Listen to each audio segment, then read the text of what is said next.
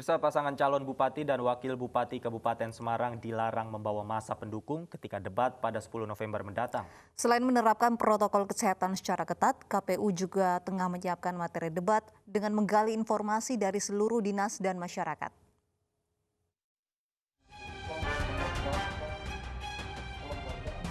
Komisi Pemilihan Umum Kabupaten Semarang melarang calon bupati dan wakil bupati membawa massa pendukung ketika debat pada 10 November mendatang. Larangan ini muncul ketika diadakan dialog dalam rangka persiapan materi debat pilkada. Debat calon bupati dan wakil bupati Kabupaten Semarang akan digelar dengan menerapkan protokol kesehatan secara ketat. Masing-masing paslon dilarang membawa massa pendukung untuk mencegah penyebaran COVID-19. Mereka diminta menyaksikan melalui layar televisi atau siaran langsung. Hanya diikuti pasangan calon, berarti kalau di Kabupaten Semarang ada 2 pasangan calon, ada 4 orang. Masing-masing pasangan calon hanya boleh membawa 4 orang. Berarti kalau 2 pasangan calon berarti hanya 8 orang, ditambah 2 paslon berarti 12 orang. Bawaslu 2 orang berarti 14, ditambah komisioner KPU 5 orang, hanya 19 orang. Debat pasangan calon bupati dan wakil bupati Pilkada Kabupaten Semarang 2020 hanya digelar 1 kali putaran. Untuk itu, setiap paslon wajib memberi solusi terkait segala permasalahan dan isu yang dilontarkan oleh panelis. Dari Semarang, Jawa Tengah, M. Taufik Budi Nur Cahyanto, iNews melaporkan. KPU Kota Medan gencar melatih petugas pemungutan suara merekap hasil pemilihan dengan cara cepat tingkat PPK. Pelatihan ini untuk meningkatkan kemampuan petugas menghemat waktu penghitungan di tengah pandemi COVID-19. Ini kan sifatnya simulasi. Puluhan panitia pemilihan suara tingkat kecamatan mendapat pelatihan sistem informasi rekapitulasi atau Sirekap di TPS untuk pemilihan wali kota dan wakil wali kota Medan 2020. Pelatihan ini digelar KPU Kota Medan yang melibatkan seluruh bagian teknis PPK di 21 kecamatan, terhubung langsung dengan pihak KPU RI dan beberapa daerah di Indonesia yang menggelar Pilkada serentak 2020. Ketua KPU Kota Medan Agus Ramadhani Damanik mengatakan penggunaan Sirekap dalam Pilkada Medan 2020 lebih mempersingkat waktu untuk penghitungan sehingga menghindari perkumpulnya massa. Untuk pertama ini adalah rencana penerapan ini. Tentu kelebihannya ya, ini kan menggunakan teknologi ya, mengoptimalkan teknologi ya, tentu tujuannya akan lebih efektif ya, lebih efisien dan lebih sederhana ya. Ini adalah penyederhanaan penghitungan dan rekapitulasi. Namun menurut Damanik masih ada kekurangan dalam Sirekap, yaitu dalam penulisan angka 1, jika ujungnya terlalu panjang bisa terbaca angka 7. Begitu juga dengan penulisan tanda silang, jika garis silang yang ditarik tidak penuh, maka bisa terbaca menjadi angka 3. Dari Medan, Sumatera Utara, Saidi Ilham, iNews melaporkan. Pemirsa, Pilkada serentak 2020 akan digelar di 270 daerah di tingkat provinsi hingga kabupaten kota. Masa kampanye akan dimulai 26 September hingga 5 Desember, sementara pemungutan suara digelar 9 Desember 2020.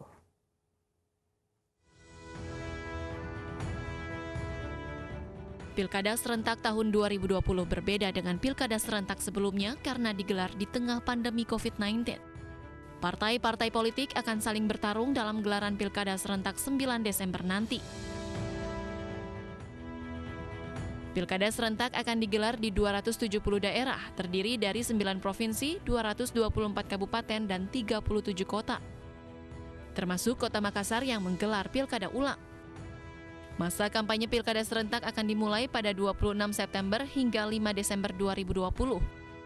Kampanye ini meliputi tatap muka terbatas, debat publik, hingga kampanye di media massa. Masa tenang dan pembersihan alat peraga kampanye akan dimulai pada 6 Desember hingga 8 Desember 2020. Kemudian pemungutan suara serentak akan digelar 9 Desember 2020. Nantinya dalam gelaran Pilkada serentak 2020, petugas dan pemilih wajib menggunakan masker, menjaga jarak saat antre, dan menggunakan sarung tangan. Bagi pemilih lansia, ibu hamil, dan penyandang disabilitas akan didahulukan untuk memilih. Tim Liputan iNews melaporkan. Hingga kini banjir masih merendam sebagian wilayah di Bekasi, Jawa Barat. Namun ketinggian air yang berasal dari luapan Sungai Cilengsi dan Cikeas berangsur menyurut.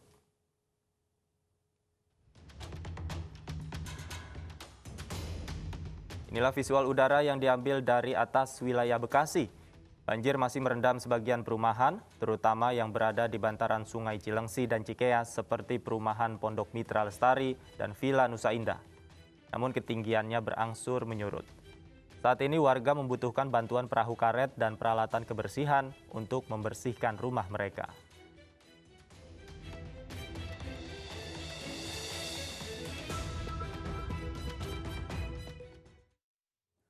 Sejumlah wilayah ibu kota Minggu pagi terendam banjir kiriman luapan dari Kali Ciliwung. Akibatnya warga di wilayah langganan banjir seperti Kebonpala dan Cawang harus mengungsi.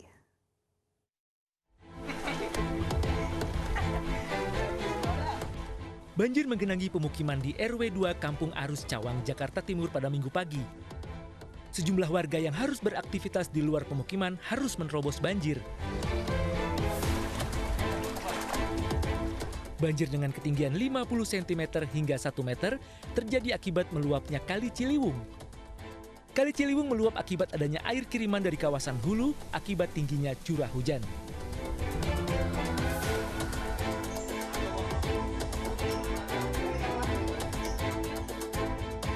Luapan Kali Ciliwung juga merendam pemukiman warga di Kebonpala, Jatinegara pada Minggu pagi. Warga harus mengevakuasi harta benda, termasuk sepeda motor, agar tidak terendam banjir. Saat ini belum ada posko pengungsian yang didirikan. Warga berharap segera mendapat bantuan seperti obat-obatan dan makanan siap saji.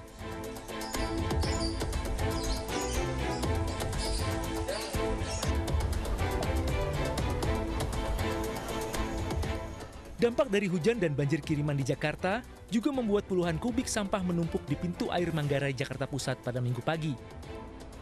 Puluhan petugas dari UPK Badan Air Provinsi DKI Jakarta dan 3 unit alat berat dikerahkan untuk membersihkan sampah yang menumpuk. Tumpukan sampah yang didominasi material kayu dan sampah rumah tangga merupakan sampah kiriman dari kawasan hulu Sungai Ciliwung. Dari Jakarta, Tim Liputan iNews melaporkan.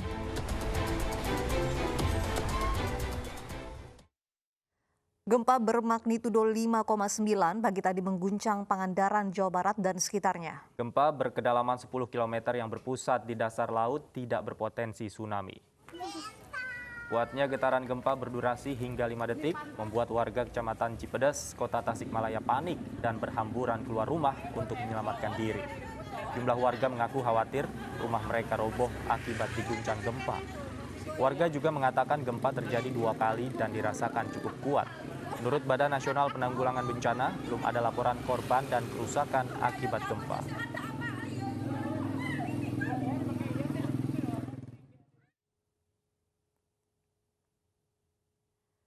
Menurut Badan Meteorologi, Klimatologi, dan Geofisika, gempa bermagnitudo 5,9 terjadi di 90 km barat daya Kabupaten Pangandaran, Jawa Barat.